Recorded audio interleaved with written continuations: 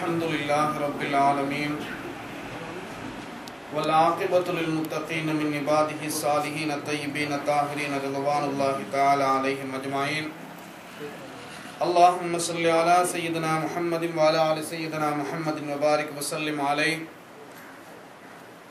فقد قال اللہ سبحانہ وتعالی فی القرآن الکریم ان الذين قالوا ربنا الله ثم استقاموا تتنزل عليهم الملائكة الا تخافوا ولا تحزنوا وابشروا بالجنة التي كنتم توعدون صدق الله المولانا العليم وقال نبينا محمد صلى الله عليه وسلم بذكر الصالحين تنزل الرحمة صدق رسول الله صلى الله عليه وسلم புகழ் அனைத்தும் இறைவன் ஒருவனுக்கே சொந்தம். அல்ஹம்துலில்லாஹ். ஸலாத்தும் ஸலாமும் இவ்வுலகுக்கு வந்த இறுதி தூதர், சன்மார்க்க போதகர், சர்தார் ஆலம், ஷஃபியுல் முதுனிபீன், எம் உயிரை விட மேலான நெஞ்சில் நிறைந்த நாயகம் ஸல்லல்லாஹு அலைஹி வஸல்லம் அவர்கள் மீதிலும் அன்னவர்களை பின்பற்றிய உத்தம சஹாபாக்கள், தாபிஈன்கள், தபஅ தாபிஈன்கள், இமாம்கள், வலிமார்கள், நல்லவர்கள், சாலிஹீன்கள் அனைவர் பேரிலும் உண்டாவதாக. கண்ணியத்துக்கும் பெரும் மதிப்புக்கும் உரிய உலமாக்களே, ஊர்வாசிகளே, தாய்மார்களே அனைவருக்கும் அஸ்ஸலாமு அலைக்கும் வரஹ்மத்துல்லாஹி வபரகாத்துஹு. நாமெல்லாம் இன்று ஒன்று கூடி இருக்கக்கூடிய இந்த மஜ்லிஸ் எங்களுடைய கண் பார்வையிலே ஒரு சிறிய மஜ்லிஸாக இருந்தாலும் கூட அது அல்லாஹ்வுடைய அருளுக்கு எந்தவித சந்தேகமும் இல்லாமல் தகுதியான மஜ்லிஸாக இருந்து கொண்டிருக்கிறது. இதை நான் சொல்லவில்லை, கண்மணி நாயகம் ஸல்லல்லாஹு அலைஹி வஸல்லம் அவர்கள் கூட சொல்லி காட்டுவார்கள். பிதிக்ரி ஸாலிஹீன தன்ஸிலுர் ரஹ்மா, நல்லவர்கள் சாலிஹீன்களை ஞாபகம் கூறும் பொழுது அந்த இடத்துக்கு அல்லாஹு தஆலாவுடைய அருள் இறங்கும் என எமது கண்மணி நாயகம் ஸல்லல்லாஹு அலைஹி வஸல்லம் அவர்கள் சொல்லி காட்டி இருக்கிறார்கள்.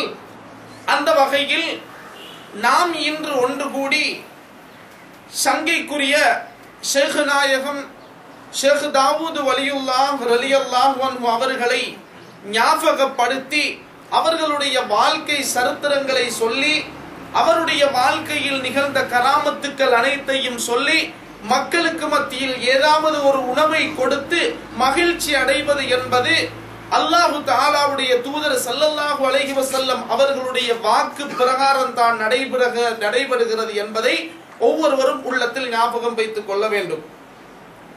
முதலாவதாக ஷேக் தாவூத் வலியுல்லாஹ் ரலியல்லாஹு அன்ஹு அவர்கள் யார்? அவர்கள் எந்த நாட்டை சேர்ந்தவர்? அவர்கள் எந்த காலத்திலே பிறந்தார்கள் என்றெல்லாம் அவருடைய மௌலிது கிதாபிலே அழகான முறையில் எழுதப்பட்டிருக்கிறது.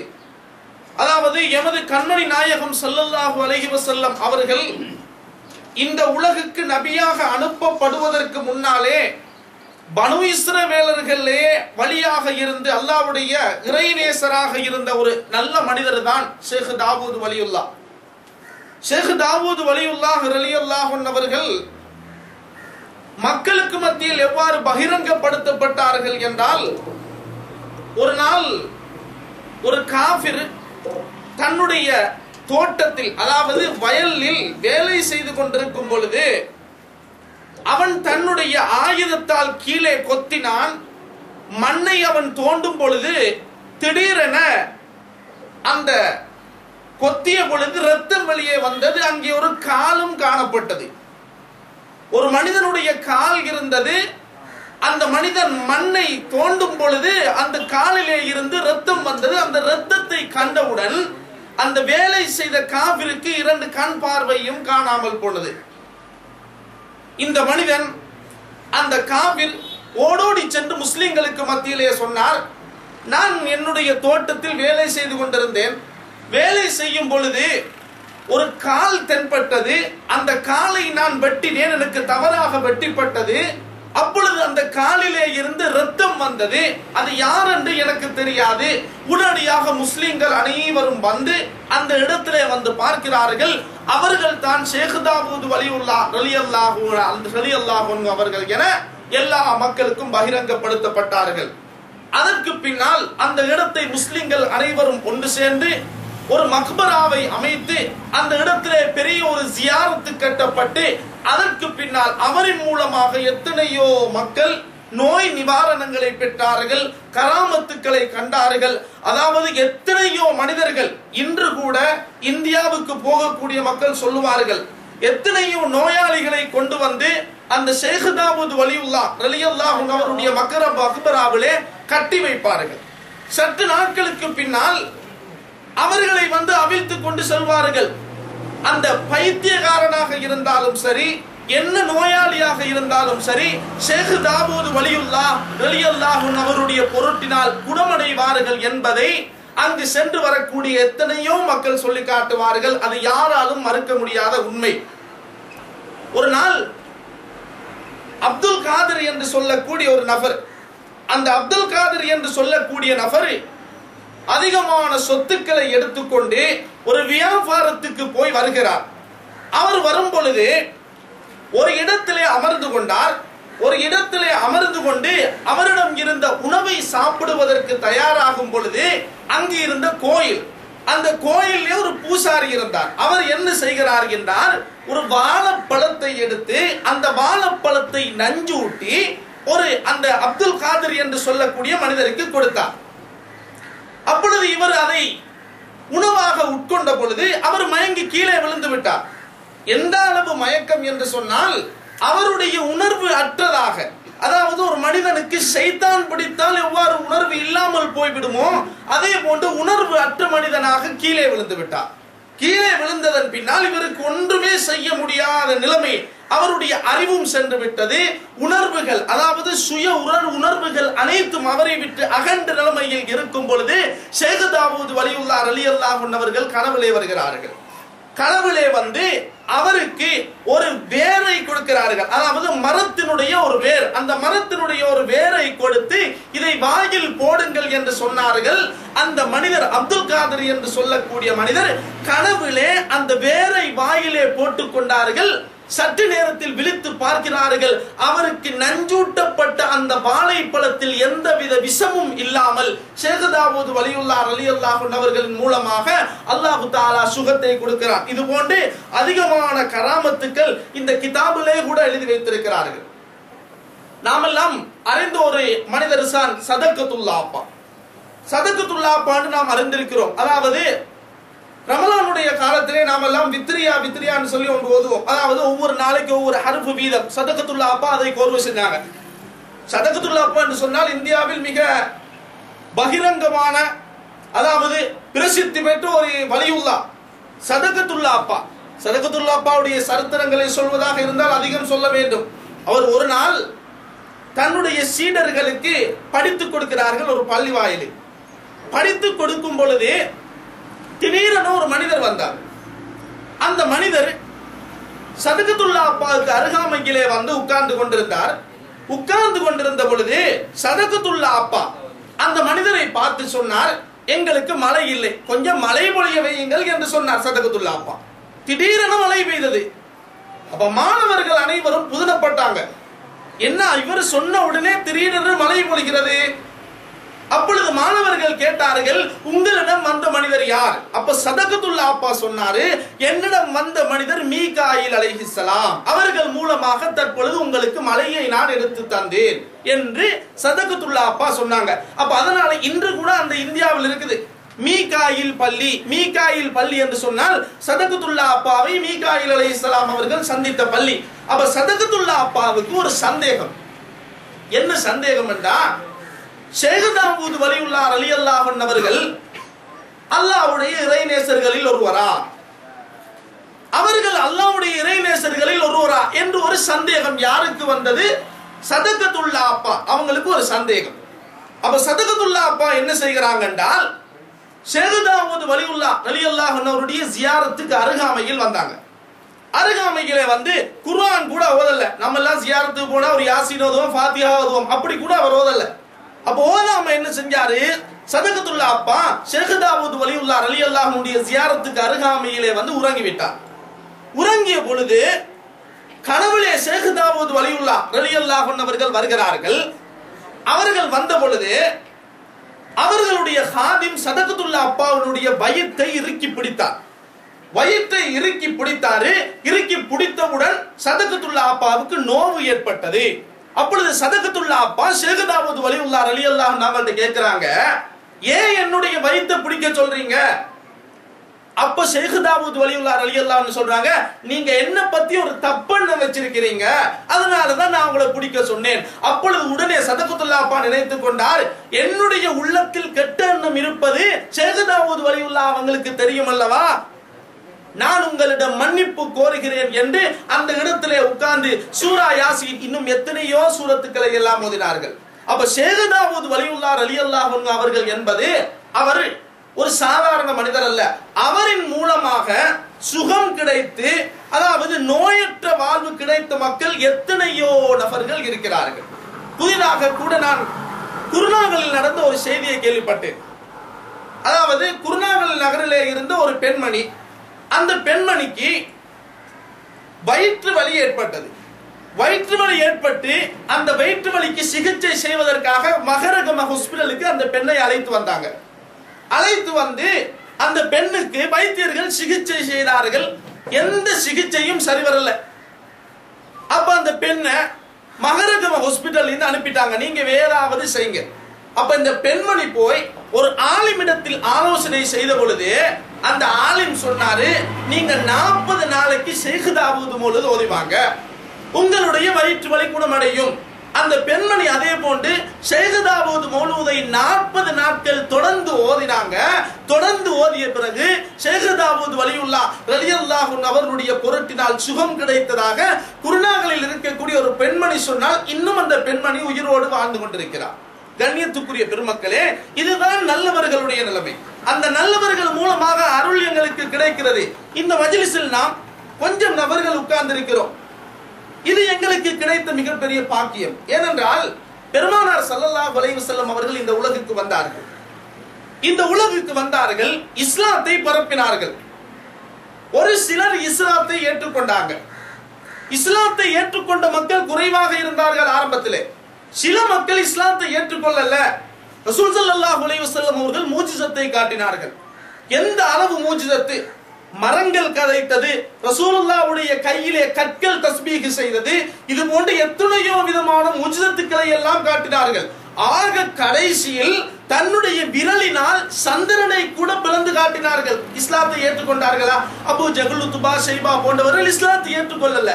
ஆனால் சில சஹாபாக்கள் பலனை அடைந்து கொண்டார்கள். அதே போன்றுதான் நல்லவர்கள் ஷேக் தாவூத் வலியுல்லாஹாக இருக்கலாம், நாகூரிலே வாழக்கூடிய அஜ்மீர் நாயகமாக இருக்கலாம், யாராக இருந்தாலும் சரி, ஷாகுல் ஹமீது நாயகமாக இருந்தாலும் சரி, யாராக இருந்தாலும் சரி, அவர்கள் மூலமாக அருளை பெறுவதற்கு கிடைத்த நல்ல பாக்கியம் அது எமக்குத்தான் கிடைத்திருக்கிறது என்பதை நாம் ஒவ்வொரு மனிதனும் விளங்கிக் கொள்ள வேண்டும். ஏனென்றால் இன்றைய காலத்தில் எங்களுக்கு மத்தியில இதெல்லாம் கூடுமா? மஜ்லிஸ்கள் ஏற்பாடு செய்யலாமா? ஷேக் தாவூத் வலியுல்லாவை ஞாபகப்படுத்தலாமா? அதே போன்று இலங்கையில் அணுகப்பட்டுள்ள எத்தனையோ ஷேகுமார்கள் இருக்கிறார்கள், வலிமார்கள் இருக்கிறார்கள், இவர்களுக்காக வேண்டி கந்தூரி கொடுக்கலாமா, மௌலூத் ஓதலாமா? இது போன்று எத்தனையோ சந்தேகங்கள் எங்களுடைய உள்ளத்தில் எழுப்பப்பட்டிருக்கிறது. முன்னைய காலத்தில் இருக்கவில்லை. முன்னைய காலத்தில் மக்களுக்கு மத்தியில் நல்ல நம்பிக்கை இருந்தது. இன்றைய காலத்தில் அந்த நம்பிக்கை எங்களுக்கு மத்தியில இல்ல. முன்னைய காலத்தில் எங்களுடைய மூதாதையர்கள், எங்களுடைய அப்பா அம்மார்கள் கூட சொல்லி காட்டுவாங்க, முன்னைய காலத்துல மழை இல்லாத காலத்துல என்ன செய்வாங்க, மக்கள் மழை பைத்து ஓதுவாங்க. அதாவது மழை பெய்வதற்காக வேண்டி பைத்து படிப்பாங்க. அப்ப அந்த மழை பைத்தை ஓதுவதற்கு எல்லா மக்களும் பள்ளி வாயில்களுக்கு வருவாங்க. பள்ளி வாயில்களுக்கு வரும் பொழுது குடையை எடுத்துக்கொண்டுதான் வருவாங்க. ஏனென்றா அதை ஓதி முடிய உடனடியாக மழை பொழியும். இன்றைய காலத்தில் அவைகள் எல்லாம் இல்லை. ஏன் இல்லை என்றால் மக்களுடைய உள்ளத்தில் வீணான சந்தேகங்கள். வலிமார்கள் இருக்கிறார்களா? மௌலூத் ஓதலாமா? வலிமார்கள் உயிரோடு இருக்கிறார்களா?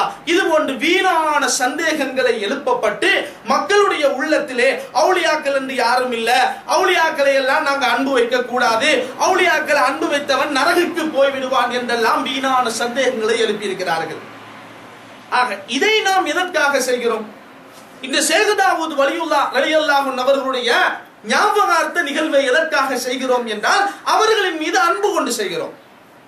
அவர்களுடைய அன்பு எங்களிடம் வெளிப்படுகிறது. அவர்களுடைய பாடல்களை நாம் படிக்கிறோம். அவர்களுடைய அன்பை எதற்காக நாம் வைக்கிறோம் என்றால் அதன் மூலமாக எங்களுக்கு சொர்க்கம் கிடைக்கும். ஏனென்றால் நாமெல்லாம் அறிந்திருக்கிறோம், சூரத்துல் கஹ்ஃப் என்று சூரத் ஒன்று இருக்கிறது. அந்த சூரத்துல் கஹ்ஃபிலே 7 அவுலியாக்களுடைய சரித்திரங்கள் சொல்லப்படுகிறது. அந்த 7 அவுலியாக்களும் அந்த ஊரை விட்டு போகும் பொழுது ஒரு நாய் அவர்களுக்கு பின்னால் வந்தது. அந்த நாய் பின்னால் வரும் பொழுது இந்த 7 நபர்களும் என்ன செய்கிறார்கள், ஒரு கல்லை எடுத்து அந்த நாய்க்கு அடிக்கிறாங்க. நாய் போகுதில்லை, திரும்ப திரும்ப நாய் பின்னாலே வருது. அப்பொழுது அந்த நாய் பேசுகிறது. நாய் என்ன சொல்கிறது, இன்னி உஹிப்பு அஹ்பாபல்லாஹ், அல்லாஹ்வுடைய இறைநேசர்கள் நல்லவர்களை நான் அன்பு வைக்கிறேன் என்று அந்த நாய் சொன்னது. அதற்காக வேண்டி அந்த நாய் சொர்க்கம் செல்கிறது என்று குர்ஆன் சொல்கிறது. அப்ப நாம் அன்பு வைத்தால் எங்களுடைய நிலைமை என்ன? அப்ப நாம் அன்பு வைக்கும் பொழுது ஒரு நாய் சொர்க்கம் போவதாக இருந்தால் அவுலியாக்களை நாம் அன்பு வைத்தால் எங்களுக்கு நிச்சயம் சொர்க்கம் கிடைக்கும் என்பதை அல்லாஹ் அல் குர்ஆனின் மூலமாக சொல்லித் தருகிறார். அப்ப இவைகள் எல்லாம் செய்வது கூடுமா? வலிமார்களை பற்றி சொல்லலாமா? வலிமார்களை பற்றி சரித்திரம் கூறுவது மார்க்கத்தில் அனுமதிக்கப்பட்டதா என்றால் வலிமார்களை ஞாபகம் கூறுவதை எங்களுக்கு காட்டி தந்தவன் அல்லாஹ். ஏனென்றால் குர்ஆனில் கூட அல்லாஹ் தஆலா வலிமார்களை பத்தி அதிகமாக சொல்லி காட்டுறான். சூரா மரியம் என்ற ஒரு சூரத் இருக்கிறது. மரியம் அலைஹிஸ்ஸலாம் அவர்கள் யார்? ஒரு நபி அல்ல. மரியம் அலைஹிஸ்ஸலாம் அவர்கள் ஒரு பெண்மணி. பெண்மணி என்பவள் ஒரு பெண்மணியாக இருந்தால் நபியாக வர முடியாது. ஒரு பெண்மணி வலியாகத்தான் இருக்கிறார். அல்லாஹ்வுடைய அவுலியாக்களில் ஒருவர். ஆல இம்ரான் என்ற ஒரு சூரத்தை இருக்கிறது. இம்ரானின் குடும்பம். இம்ரான் என்பவர் யார்? ஒரு நபி அல்ல, அவர் ஒரு வலி. கஹ்ஃவாசிகளை பற்றி அல்லாஹ் தஆலா சொல்லி இருக்கிறார். கஹ்ஃவாசிகள் என்பவர்கள் யார்? அல்லாஹ்வுடைய இறைநேசர்கள். அப்ப அல்லாஹ்வுடைய இறைநேசர்களை பற்றி சொல்லி காட்டுவது என்பது அல்லாஹ் தஆலா குர்ஆனின் மூலமாக எங்களுக்கு காட்டி தந்த நல்ல வழி. மரியம் அலைஹிஸ்ஸலாம் அவர்களை பற்றி அல்லாஹ் சொல்லி தருகிறார். மரியம் அலைஹிஸ்ஸலாம் அவர்கள் அல்லாஹ்வுடைய இறைநேசர். மரியம் அலைஹிஸ்ஸலாம் அவர்களுக்கு நடந்த கராமத்து என்ன? அந்த கராமத்தை அல்லாஹ் சொல்லி காட்டுகிறான் அல்ல குர்ஆனில. அப்ப குர்ஆனில் அல்லாஹ் தஆலா கராமத்தை சொல்லி காட்டுவதாக இருந்தால் நாம் அனைவரும் ஒன்று சேர்ந்து ஷாகுல் ஹமீது நாயகத்துடைய கராமத்தை சொல்லி காட்டினால் இதுல என்ன தப்பு? மரியம் அலைஹிஸ்ஸலாம் அவர்கள், அதாவது இம்ரான் ஹன்னா என்று சொல்லக்கூடிய 2 ஜோடி, அதாவது தாயும் தகப்பனும், இம்ரான் ஹன்னா, இவங்க இருவரும் இருந்தாங்க. 2 பேருக்கும் குழந்தை பாக்கியம் இல்லை. அப்ப 2 பேரும் ஒரு நேர்ச்சை வைக்கிறாங்க. என்ன நேர்ச்சை? எங்களுக்கு ஒரு குழந்தை பிறந்தால், எங்கள் இருவருக்கும் ஒரு குழந்தை பிறந்தால் அந்த குழந்தையை கொண்டு போய் நான் பைத்துல் முகத்தஸில் வைப்பேன். எதற்காக வைப்பேன் என்றால் பைத்துல் முகத்தஸ்ல வேலைகளை செய்வது, அதாவது பள்ளியை கூட்டுறது, பள்ளியை துடைக்கிறது, இந்த வேலைக்கு எல்லாத்துக்கும் என்னுடைய குழந்தையை கொண்டு போய் நான் வைப்பேன் அப்படின்னு ஒரு நேர்ச்சி வச்சுட்டாங்க. பிறந்திருக்கிறது யாரு? மரியம் அலைஹிஸ்ஸலாம். மரியம் அலைஹிஸ்ஸலாம் ஒரு பெண்மணி. பள்ளியில கொண்டே வைக்க முடியாது. ஏன் வைக்க முடியாதுன்னா ஒரு பெண்மணி என்பவள் அவளுக்கு பள்ளிக்குள்ள போக கூடாத காலம் இருக்கிறது. பெண்மணிக்கு மாதவிடாய் ஏற்பட்டால் பள்ளிக்குள்ள போக முடியாது. அப்ப மரியம் அலைஹிஸ்ஸலாம் என்ன செய்றாங்க? அப்ப தாயும் தகப்பனும் ஹன்னா இம்ரான் இருவரும் சேர்ந்து ஒரு கூடாரத்தை ஏற்பாடு செய்து பைத்துல் முகத்தஸுக்கு பக்கத்திலே வைக்கிறாங்க. ஜக்கரியா அலைஹிஸ்ஸலாம் அவர்கள் பொறுப்பாக இருந்தாங்க. ஜக்கரியா அலைஹிஸ்ஸலாம் என்ன செய்வாங்கன்னா மரியம் அலைஹிஸ்ஸலாம் அவர்களுக்கு தேவையான உணவுகளை எல்லாம் அடிக்கடி கொண்டு போய் கொடுப்பாங்க. ஒரு நாள் போய் பார்க்கிறாங்க, இவர்கள் உணவை கொண்டு போய் கொடுத்தாங்க. அங்கு போய் பார்த்தால் அழகான கனிகள் அங்கே இருந்தது. குல்லமா தகல அலைஹா ஜக்கரியல் மிஹ்ராப வஜத இந்தஹா ரிஸ்கா.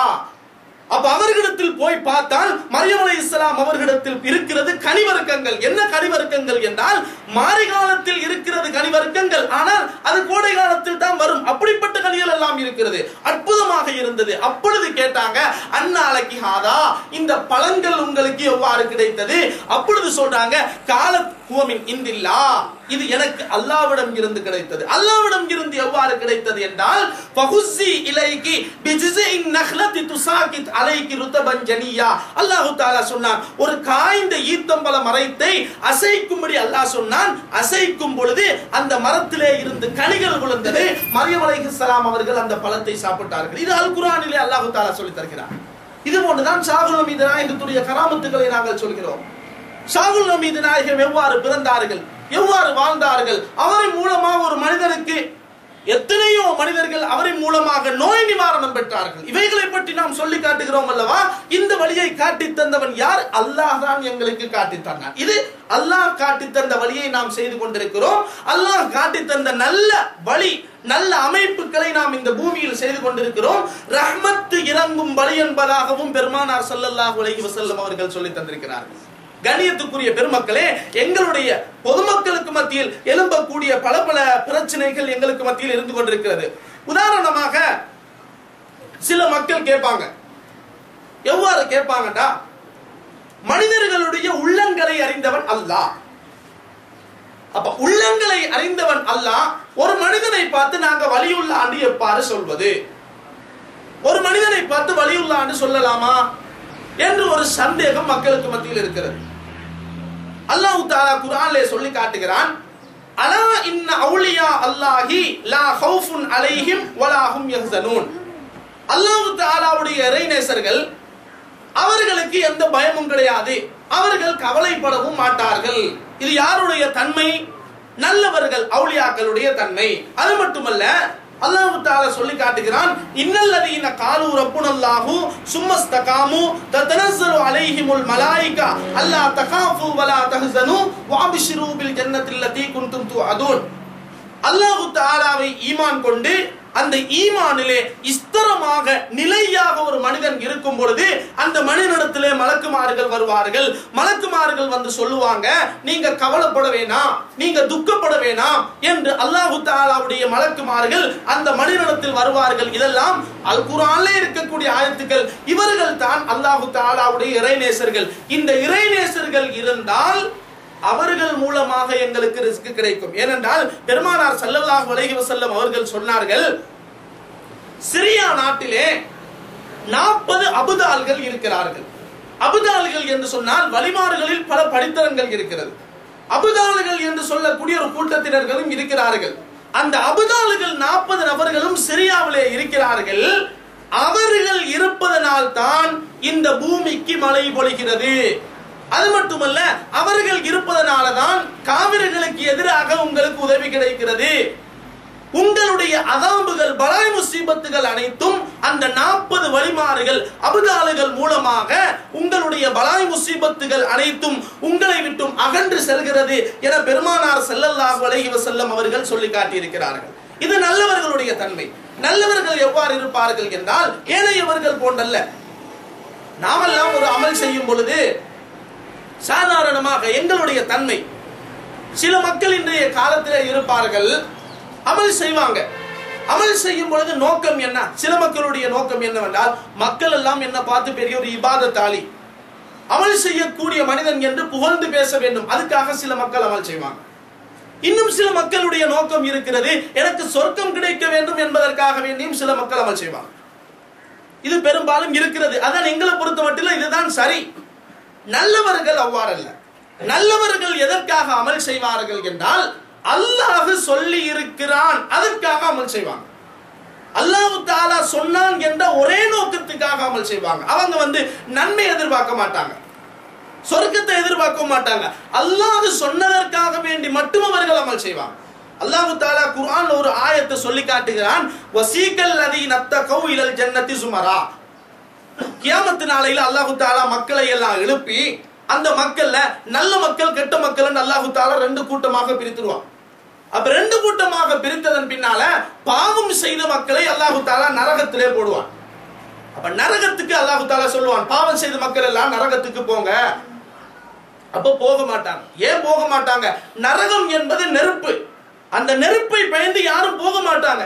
அப்ப மலக்குமார்கள் என்ன செய்வார்கள் என்றால், அந்த பாவம் செய்த மக்களை இழுத்து கொண்டு போய் நரகத்தில் போடுவாங்க. அது பாவிகளுடைய நிலை. சில நல்ல மக்களும் இருப்பாங்க, அமல் செய்தவர்கள். அந்த நல்ல மக்களையும் அல்லாஹ் தஆலா சொல்வான், நீங்க சொர்க்கத்துக்கு போங்க. அல்லாஹ் தஆலா சொன்ன பொழுது அவங்க போக மாட்டாங்க. சொர்க்கம் என்றால் என்ன? இன்பம். சொர்க்கத்திலே இருக்கக்கூடிய இன்பம் யாரும் அனுபவிக்காத இன்பம். அப்படிப்பட்ட இன்பம் சொர்க்கத்திலே இருக்கிறது. அப்ப அல்லாஹ் தஆலா சொல்வான் இந்த மக்களுக்கு, நீங்க எல்லாம் சொர்க்கத்துக்கு போங்க என்று சொன்னா கூட இந்த மக்கள் போக மாட்டாங்க. அப்ப மலக்குமார்கள் என்ன செய்வாங்க? அந்த மக்களை இழுத்து கொண்டு போய் சொர்க்கத்திலே போடுவாங்க. இது அல்லாஹ் தஆலா குர்ஆன்ல சொல்றான். அப்ப அவங்க சொல்லுவாங்க, நாங்க அமல் செய்வது சொர்க்கத்துக்காக வேண்டி அல்ல, நாம் எதற்காக அமல் செய்திருக்கிறோம், அல்லாஹ் நீ சொன்னாய் அதற்காக நாங்கள் அமல் செய்திருக்கிறோம். இதுதான் நல்லவர்களுடைய தன்மை. இவர்தான் அவுலியாக்கள், நபிமார்கள். இவர்களை அல்லாஹ் தஆலா இவர்களுக்கென விசேஷமான தன்மைகளை அல்லாஹ் தஆலா வைத்திருக்கிறார். இவர்கள் மரணித்தால் கூட அவர்களுடைய உடம்பை மண் சாப்பிடாதே. நபிமார்கள் நல்லவர்கள், நாமெல்லாம் கேள்விப்பட்டோம். ஷேக் தாவூத் வலியுல்லாஹ் ரலியல்லாஹு அன்ஹு அவர்களுடைய ஹிகாயத்திலே கூட நாம் இப்ப வாசித்து காட்டினோம். என்ன வாசித்தோம்? அவர்கள் மரணித்து எவ்வளவு நாட்கள் இருந்தார்கள், மண்ணுள்ளே இருந்தார்கள். அந்த வயலில் வேலை செய்யும் பொழுது அந்த விவசாயி மண்ணை தோண்டும் பொழுது காலிலே பட்டு ரத்தம் வந்ததல்லவா? அப்ப அவர்களுடைய உடல் அவ்வாறு இருக்கிறது. நல்லவர்களுடைய உடலை மண் சாப்பிடாது. நபிமார்கள் நல்லவர்கள், இவர்களுடைய உடலை எல்லாம் மண் சாப்பிடாது என்பதை அல்லாஹ் தஆலா அருள்மறையின் குர்ஆனின் மூலமாகவும் அது மட்டுமல்ல ஹதீஸின் மூலமாக பெருமானார் ஸல்லல்லாஹு அலைஹி வஸல்லம் அவர்கள் சொல்லி தந்திருக்கிறார்கள். கண்ணியத்துக்குரிய பெருமக்களே, நபிமார்களுடைய உடலை எடுத்து பாருங்கள். நாமெல்லாம் மௌத்தா போனதன் பின்னால நாமெல்லாம் மரணித்து விட்டால், நம்ம நல்லவர்களாக இருந்தால் எங்களுக்கு அல்லாஹ் தஆலா நல்ல விதமான அமைப்பை கபருல தருவான். நாமெல்லாம் மோசமானவர்களாக இருந்தால் அல்லாஹ் தஆலா எங்களுக்கு கபருக்குள்ள அதாப தருவான். அது எங்களுடைய நிலைமை. நபிமார்கள் அவ்வாறல்ல. நபிமார்கள் மரணித்ததன் பின்னால 40 நாளைக்கு ரெஸ்ட், அதுக்கு பின்னால தொழணும். இது நபிமார்களுடைய நிலைமை. கபருக்குள்ளேயும் அவர்கள் தொழணும். அவர்கள் நபிமார்கள் ஹயாத்தோடு இருக்கிறார்கள், நல்லவர்கள் ஹயாத்தோடு இருக்கிறார்கள். பெருமானார் ஸல்லல்லாஹு அலைஹி வஸல்லம் அவர்கள் சொல்லி காட்டுகிறார்கள், இன்னல்லாஹ ஹர்ரம அலல் அரலி அன் தஅகுல் அஜ்ஸாதல் அன்பியா, நபிமார்களுடைய உடலை மண் சாப்பிடுவதை அல்லாஹ் ஹராமாக ஆக்கி வைத்திருக்கிறான். பெருமானார் ஸல்லல்லாஹு அலைஹி வஸல்லம் அவர்கள் மேராஜுக்கு சென்றாங்க. மேராஜுக்கு சென்ற பொழுது மேராஜுக்கு செல்லும் வழியில மூசா அலைஹிஸ்ஸலாம் அவர்களை பார்த்தாங்க. ராயித்து மூசா யுஸல்லி ஃபீ கப்ரிஹி, மூசா அலைஹிஸ்ஸலாம் அவர்களை நான் பார்த்தேன். மூசா அலைஹிஸ்ஸலாம் அவர்கள் கபருக்குள்ளே தொழுது கொண்டிருந்தாங்க. பெருமானார் ஸல்லல்லாஹு அலைஹி வஸல்லம் அவர்கள் ஹஜ்ஜுக்கு போனாங்க. ஹஜ்ஜுக்கு போன நேரத்துல மூசா அலைஹிஸ்ஸலாம் அவர்களை ஹஜ்ஜிலே பார்த்தாங்க. மூசா அலைஹிஸ்ஸலாம் அவர்கள் காதில் கையை வைத்துக் கொண்டு லப்பைக் அல்லாஹும்ம லப்பைக் என்ற வார்த்தையை சொல்லிக் கொண்டிருந்தாங்க. அப்ப நபிமார்கள் உயிரோடு இருக்கிறார்கள். இதே போன்றுதான் வலிமார்கள். நம்ம எல்லாம் நினைத்திருக்கிறோம் மவுத் என்று சொன்னா ஃபுல்லா இல்லாம போயிடுறது, அதாவது அறவே இந்த உலகக்கும் எங்களுக்கும் சம்பந்தம் இல்லைன்னு நம்ம நினைச்சிட்டு இருக்கிறோம். அவ்வாறு இல்ல. மவுத் என்றால் என்ன? மவுத் என்றால் அல் இன்திகாலு மின் தாரின் இலா தாரின் ஆகிற, ஒரு ஊர்ல இருந்து இன்னொரு ஊர் போற மாதிரி தான் மவுத் என்பது. மவுத் என்பது ஒரு நண்பரிடமிருந்து இன்னொரு நண்பரின் கொண்டு போய் சேர்க்கக்கூடிய பாலம் தான் மவுத். அந்த மவுத் என்றால் அனைத்தும் அழிந்து விட்டது என்பது இல்ல. பெருமானார் ஸல்லல்லாஹு அலைஹி வஸல்லம் அவர்கள் சொல்லி காட்டினார்கள், கபரினுள்ளே ரூஹுகள் கதைத்துக் கொள்ளும். ரூஹுகள் எவ்வாறு கதைத்துக் கொள்ளும் என்றா, ஒரு மனிதன் மரணித்து விட்டால் புதிதாக மரணித்து வரக்கூடிய மனிதனிடத்தில் கேட்கும், என் புள்ள சோமா இருக்கிறாங்களா, என்னுடைய மனைவி சோமா இருக்கிறாளா, இதையெல்லாம் கபருக்குள்ள ரூஹுகள் கதைத்துக் கொள்ளும். அது மட்டுமல்ல, எந்த அளவு கதைத்துக் கொள்ளும் என்றால், ஒரு கணவர் மரணித்து விட்டார். கணவர் மரணித்ததன் பின்னால புதிதாக அந்த ஊரிலே ஒரு மனிதர் மரணித்தால் அந்த மனிதரிடத்தில் அந்த கணவர் கேட்பாரே, என்னுடைய மனைவி சுகமா இருக்கிறாளா, என்னுடைய மனைவி நான் மரணித்ததன் பின்னால இன்னொரு கல்யாணம் முடிச்சிட்டாளா, இதையும் கூட ரூஹுகள் கதைத்துக் கொள்ளும். அப்ப இறை நேசர்கள் என்பவர்கள் கபரினுள்ளே உயிரோடு இருக்கிறார்கள். நாம் செய்யும் நல்லமல்களை அவர்கள் கவனித்துக் கொண்டிருக்கிறார்கள். நபிமார்களுடைய ரூஹு பச்சை பறவையினுடைய ரூபத்திலே இந்த உலகில் பறந்து கொண்டிருக்கிறது. இந்த மஜ்லிஸுக்கு பெருமானார் ஸல்லல்லாஹு அலைஹி வஸல்லம் அவர்கள் வருவதை போன்று நல்லவர்களுடைய பார்வை இந்த மஜ்லிஸுக்கு இருக்கிறது. நல்லவர்களுக்கும் அல்லாஹ் தஆலா அந்த பாக்கியத்தை கொடுத்திருக்கிறார். நல்லவர்கள் உயிரோடு தான் இருக்கிறார்கள். ஜாபிர் ரலியல்லாஹு அன்ஹு அவருடைய தந்தை பெருமானார் ஸல்லல்லாஹு அலைஹி வஸல்லம் அவருடைய காலத்திலே உஹது யுத்தம் நடைபெற்றது. உஹது யுத்தம் நடைபெறும் பொழுது, உஹது யுத்தம் நடைபெறுவதற்கு முன்னைய தினம் இரவு ஜாபிர் ரலியல்லாஹு அன்ஹு அவர்களை அழைத்தாங்க. அழைச்சு சொன்னாங்க, நாளைய தினம் உஹது யுத்தம் நடைபெற போகிறது. நாளைய தினம் உஹது யுத்தம் நடைபெற போகிறது. ஆனால் என்னுடைய உடல்நிலை பலவீனமாக இருக்கிறது. நான் மரணமடைந்து விடுவேனோ தெரியாது. இந்த சந்தர்ப்பத்திலே என்னுடைய கடனை நிறைவேற்ற வேண்டும், என்னுடைய 2 மகளையும் நீங்கள் திருமணம் முடித்து கொடுக்க வேண்டும், இது உங்களுக்கு பொறுப்பு என்று ஜாபிர் ரலியல்லாஹு அன்ஹு அவங்கள்ட்ட சொல்லிட்டு காலையில யுத்தத்துக்கு போனாங்க. யுத்தத்துக்கு போய் ஜாபிர் ரலியல்லாஹு அன்ஹு அவருடைய தந்தை மரணித்து விட்டார். அப்ப உஹது யுத்தத்திலே சஹாபாக்கள், அதிகமான சஹாபாக்கள் மரணித்தாங்க. மரணித்ததன் பின்னால சஹாபாக்கள் அனைவரையும் ஏனைய சஹாபாக்கள் அடக்கம் செய்கிறார்கள். ஒரு கபரினுள்ளே 2 கபர்கள், 2 ஜனாசாக்கள் இவ்வாறு அடக்கம் செய்றாங்க. அப்ப ஜாபிர் ரலியல்லாஹு அன்ஹு அவருடைய தந்தை அடக்கப்பட்ட கபருக்குள்ளே இன்னும் ஒரு ஜனாசாவை வைத்து அடக்கம் செய்றாங்க. அப்ப ஜாபிர் ரலியல்லாஹு அன்ஹு அவங்க சொல்றாங்க, எந்த வாப்பட கபருக்குள்ள இன்னொரு ஆளை அடக்கம் செஞ்சிருக்கிறது எனக்கு மனசுக்கு அவ்வளவு பிடிக்கல. அவ்வாறு சொல்லிவிட்டு 6 மாதங்களுக்கு பின்னால ஜாபிர் ரலியல்லாஹு அன்ஹு அவர்கள் கபரை துறந்து பார்க்கிறாங்க. கபருக்குள்ள வாப்பா அப்படியே இருக்கிறார். அவருடைய உடல் அவ்வாறு இருக்கிறது. ஒரு சொட்டு, ஒரு சாணளவு கூட, ஒரு அணுவளவு கூட மண் சாப்பிடாமல் அவ்வாறே இருந்தது. எங்களுடைய உடம்புகள் அவ்வாறு இருக்குமா? நல்லவர்களை அல்லாஹு தஆலா காப்பாற்றுவார். எங்களுக்கு இல்லாத பாக்கியங்கள் அனைத்தும் நல்லவர்களுக்கு கிடைக்கிறது. நல்லவர்கள் யார்? இபாதத் செய்து அல்லாஹ்வை நெருங்கியவர்கள். அந்த நெருங்கியவர்களுக்கு என்று அல்லாஹ் நல்ல நல்ல பாக்கியங்களை வைத்திருக்கிறார். சஹாபாக்கள் அனைவரையும் எடுத்து பாருங்கள். அந்த சஹாபாக்கள் நல்லவர்கள். அவர்கள் அனைவரும் இறைநேசர்கள் தான்.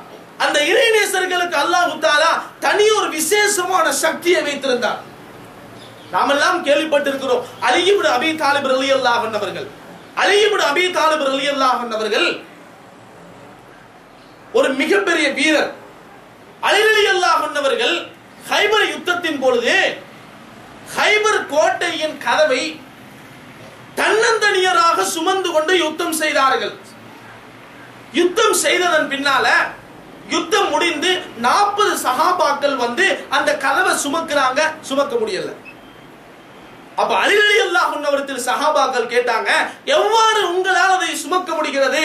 அலி ரலியல்லாஹு அன்ஹு அவர்கள் சொன்னார்கள், லா பிகுவத்தின் ஜிஸ்மானியத்தின் பல் பிகுவத்தின் ரப்பானியா. அது என்னுடைய சக்தி அல்ல, அல்லாஹ் எனக்கு தரக்கூடிய சக்தி. அல்லாஹ் சொல்கிறான், ஒரு மனிதன் என் பக்கம் நெருக்கம் அடைகிறானா, என்னுடைய இறைநேசராக ஒரு மனிதன் மாறுகிறானா, அவன் தொடும் கையாக நான் மாறிவிடுகிறேன், அவன் பார்க்கும் கண்ணாக நான் மாறிவிடுகிறேன், அவன் கேட்கும் காதாக அல்லாஹ் சொல்கிறான் நான் மாறிவிடுகிறேன். உமர் இப்னுல் கத்தாப் ரலியல்லாஹு அன்ஹு அவர்கள் உலகிலே மிக பெரிய ஆட்சி செய்த ஒரு மனிதர். உமர் ரலியல்லாஹு அன்ஹு அவருடைய ஆட்சியை நாம் மாத்திரமல்ல, காவிர்கள் கூட புகழ்ந்து பேசுவாங்க. அப்படிப்பட்ட ஒரு பெரிய ஆட்சி உமர் ரலியல்லாஹு அன்ஹு அவருடைய ஆட்சி. அவர்களுடைய ஆட்சி காலத்தில் ஒரு பிரச்சனை. என்ன பிரச்சனை என்றால், நைல் நதி, மிஸ்ர்ல இருக்கக்கூடிய நைல் நதி, அந்த நைல் நதியில வருடத்துல ஒரு நாளையில தண்ணீர் ஓடாமல் அவ்வாறு வற்றிவிடும். வருடத்துல ஒரு நாள்ல.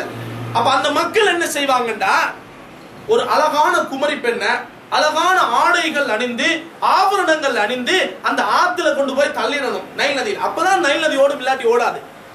அப்ப இப்படி ஒரு வளமை இருந்துச்சு. அப்ப அம்ர் இப்னுல் ஆஸ் ரலியல்லாஹு அன்ஹு அவர்கள் இருந்தாங்க.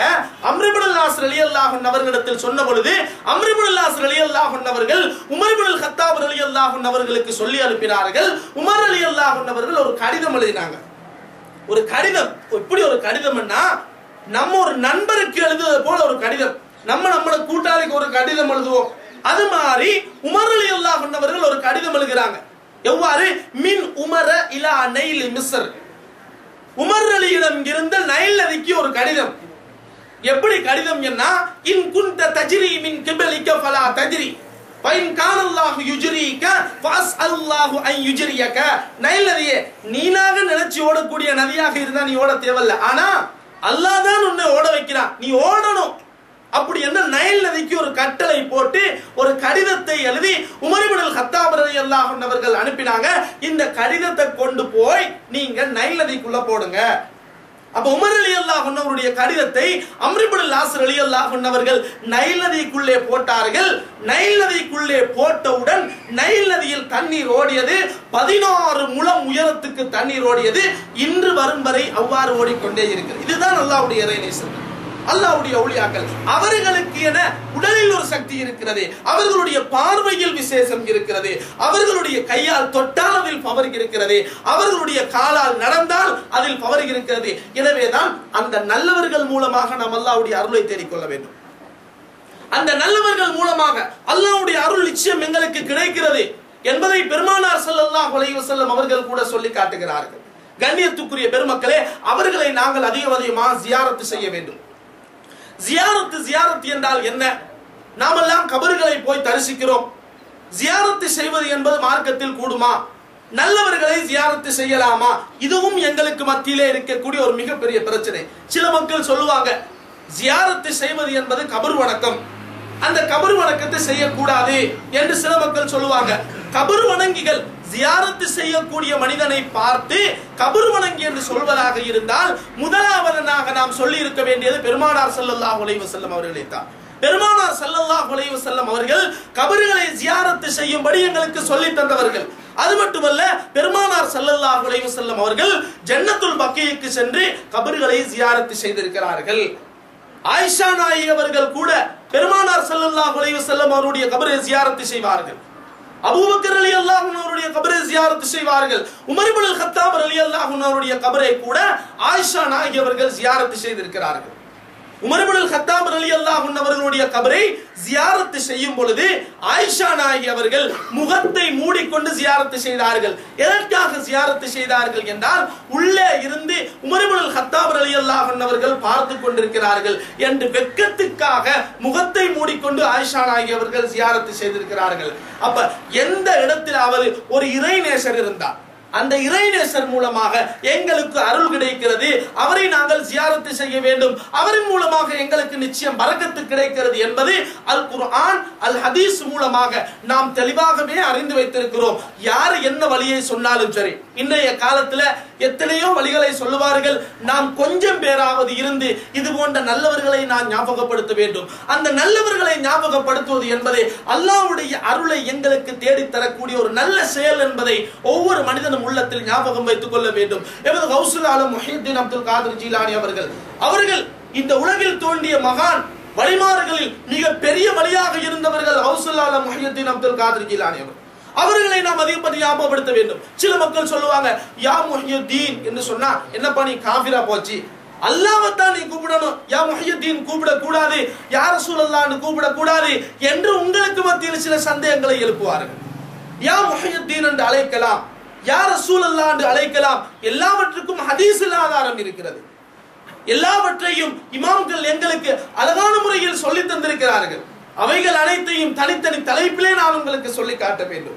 அது மட்டுமல்ல, எங்களுக்கு இது போன்ற மகான்களின் மூலமாக திக்ர் மஜ்லிஸ்கள் கிடைத்திருக்கிறது. அஹ்லு பைத்துகளை பின்பற்றக்கூடிய வாய்ப்புகள் இருக்கிறது. திக்ர் மஜ்லிஸ் என்பது சாதாரண விடயமா? பெருமானார் ஸல்லல்லாஹு அலைஹி வஸல்லம் அவர்கள் சொல்லி காட்டுவார்கள், திக்ர் மஜ்லிஸ் என்பது கொஞ்சம் கூட்டம் ஒரு இடத்திலே உட்கார்ந்து திக்ர் செய்வது என்பது சொர்க்கத்தின் பூங்கா என பெருமானார் ஸல்லல்லாஹு அலைஹி வஸல்லம் அவர்கள் சொல்வார்கள். அது போன்ற மஜ்லிஸ்களில் நாம் கலந்து கொள்ள வேண்டும். நல்லவர்கள், அஹ்லு பைத்துகள், ரசூலுல்லாஹ்வுடைய குடும்பத்தை நாம் அன்பு வைக்க பழகிக் கொள்ள வேண்டும். எங்களுடைய இளம் சிறார்கள், வளரக்கூடிய இளம் சிறார்கள், அவர்களுடைய உள்ளத்திலே பெருமானார் ஸல்லல்லாஹு அலைஹி வஸல்லம் அவருடைய அன்பை நாம் அதிகப்படுத்த வேண்டும். அவர்களின் மீது ஸலவாத்து சொல்லக்கூடிய குழந்தையாக எங்களுடைய குழந்தைகளை நாம் ஆக்கிக் கொள்ள வேண்டும். அஹ்லு பைத்துகள், ரசூல் ஸல்லல்லாஹு அலைஹி வஸல்லம் அவர்களுடைய குடும்பத்தினர்கள், ஃபாத்திமா, அலி ரலியல்லாஹு அன்ஹுமா, ஹசன் ஹுசைன் ரலியல்லாஹு அன்ஹுமா, அவர்கள் இருவருடைய பரம்பரையிலிருந்து வரக்கூடிய மௌலானாமார்கள், தங்கள்மார்கள், ஸ்ரீலங்காவிலே கூட எத்தனையோ தங்கள்மார்கள் இருக்கிறார்கள். அவர்களிடம் போய் அவர்களுடைய துஆ பரக்கத்தை எங்களுடைய குழந்தைகளுக்கு நாங்கள் பெற்றுக் கொடுக்க வேண்டும். அதுதான் எங்களுடைய குழந்தைகளுக்கு நாம் செய்ய வேண்டிய மிகப்பெரிய பணி. பெருமானார் ஸல்லல்லாஹு அலைஹி வஸல்லம் அவங்க சொல்லுவாங்க, அத்திபு அவுலாதுக்கும் அலா ஸலாசி ஹிசால், உங்களுடைய குழந்தைகளுக்கு நீங்கள் 3 விதமானவைகளில் அதுவு சொல்லிக் கொடுங்கள். அதில் ஒன்று ஹுப்பி நபியிக்கும் வஹுப்பி அஹ்லி பைத்திஹி வலா கிராஅத்தில் குர்ஆன். முதலாவதாக ரசூலுல்லாஹ்வுடைய அன்பை நீங்கள் சொல்லிக் கொடுங்கள். இரண்டாவதாக ரசூலுல்லாஹ்வுடைய குடும்பத்தினர்களுடைய அன்பை நீங்கள் சொல்லிக் கொடுங்கள். மூணாவதாக குர்ஆனை கற்றுக் கொடுங்கள். பெருமானார் ஸல்லல்லாஹு அலைஹி வஸல்லம் அவர்கள் சொல்வார்கள். அப்ப ரசூலுல்லாஹ்வுடைய அன்பு எங்களுக்கு முக்கியம். ரசூலுல்லாஹ்வுடைய அன்பு இருப்பவர்கள் தான் இது போன்ற மஜ்லிஸுக்கு வருவார்கள். இஸ்லாத்தின் மீது அன்பு இருக்க வேண்டும், நல்லவர்களின் மீது அன்பு இருக்க வேண்டும். சொர்க்கம் போக ஆசையா இது போன்ற மஜ்லிஸ்களுக்கு அவர்கள் நிச்சயம் வர வேண்டும். பெருமானார் ஸல்லல்லாஹு அலைஹி வஸல்லம் அவர்கள் காட்டி தந்த மஜ்லிஸ்கள் இந்த மஜ்லிஸ்களுக்கு நாம் கட்டாயம் வர வேண்டும். அவ்வாறு வந்தால் நிச்சயம் நல்லவர்களுடைய துஆ பரக்கத்து எங்களுக்கு கிடைக்கும் என்பதை ஒவ்வொரு மனிதனும் உள்ளத்தில் ஞாபகம் வைத்துக் கொள்ள வேண்டும். எனவே இது போன்ற அழகான மஜ்லிஸ்களை எல்லாம் யார் யாரெல்லாம் ஏற்பாடு செய்கிறார்களோ அவர்களுடைய நல்ல நியத்துகள் அனைத்தையும் அல்லாஹ் தஆலா நிறைவேற்றி கொடுப்பானாக. நாங்கள் கேட்கக்கூடிய துஆக்கள் அனைத்தையும் ஷாகுல் ஹமீது நாயகத்தின் பொருட்டினாலும் ஷேக் தாவூத் வலியின் பொருட்டினாலும் நல்ல நல்ல வலிமார்கள் கௌசுல் ஆலம் முஹியுத்தீன் அப்துல் காதிர் ஜீலானி போன்ற நல்லவர்கள் பொருட்டினால் நீ கபூல் செய்தருள்வாயாக. எங்களுடைய குழந்தைகளையும் நபிமார்கள் வலிமார்கள் சாலிஹீன்களை அன்பு வைக்கக்கூடிய நல்ல குழந்தைகளாக நீ ஆக்கி அருள்வாயாக. நாங்கள் கேட்கக்கூடிய துஆக்கள் அனைத்தையும் நீ கபூல் செய்தருள்வாயாக. வஆஹிரு தஅவானா அல்ஹம்துலில்லாஹி ரப்பில் ஆலமீன். வஸ்ஸலாமு அலைக்கும் வரஹ்மத்துல்லாஹி வபரகாத்துஹு.